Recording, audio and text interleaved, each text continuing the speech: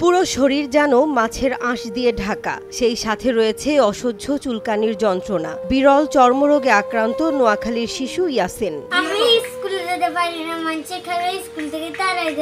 শরীর কুৎসিত হওয়ার কারণে তার সাথে মিশতে চায় না কেউ। শরীর থেকে দুর্গন্ধ হয় বলে কেউ পাশে বসে না। একটা সময় স্কুল থেকেও বাদ দিয়ে দেয়া হয় ইয়াসিনকে।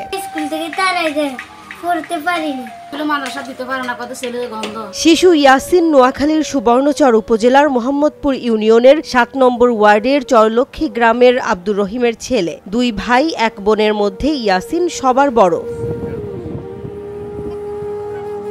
ইয়াসিনের বাবা একজন দিনমজুর। নদী ভাঙনে ঘরবাড়ি হারিয়ে স্ত্রী ও ৩ সন্তান নিয়ে বর্তমানে আব্দুর রহিম রয়েছেন তার বোনের বাড়িতে।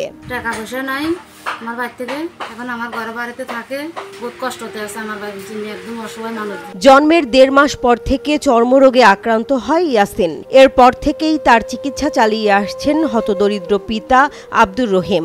নদী ভেঙে গেছে, ঘর বেশি চিকিৎসা করছি, এখন আমি চেষ্টা করবার মতন আমার কাছে কিছু নাই। নদী ভাঙার পর থেকে এখন আর চিকিৎসা করতে পারতেছি না। ইয়াসিনকে ভারতে নিয়ে চিকিৎসা করলে ভালো হওয়ার সম্ভাবনা রয়েছে বলে জানিয়েছেন চিকিৎসক, কিন্তু ভারতে নিয়ে চিকিৎসা করানোর সামর্থ্য নেই ইয়াসিনের দরিদ্র বাবার। আমার হাজবেন্ড কৃষি কাজ করে, দিন মজুরি কিনে আনি দিনে খায়, পেটে দিবে নাকি বাচ্চা চিকিৎসা চালাবে। যেখানে স্ত্রী সন্তানদের মুখে দুবেলা দুমুঠো ভাত তুলে দিতে হিমশিম খেতে হয় দিনমজুর আব্দুর রহিমের, সেখানে ছেলে ইয়াসিনের ব্যয়বহুল চিকিৎসার খরচ জোগানো তার পক্ষে সম্ভব নয়। ইন্ডিয়া নেওয়ার মতন সে সামর্থ্য নাই যে আমি কি ইন্ডিয়া নিয়ে যে ছেলেটাকে ভালো করতে পারি। ভারতে নিয়ে চিকিৎসা করাতে প্রায় ৪ থেকে ৫ লাখ টাকার প্রয়োজন। তাই দেশ ও প্রবাসের বিত্তবানদের কাছে সহযোগিতা চেয়েছেন শিশু ইয়াসিন ও তার পরিবার।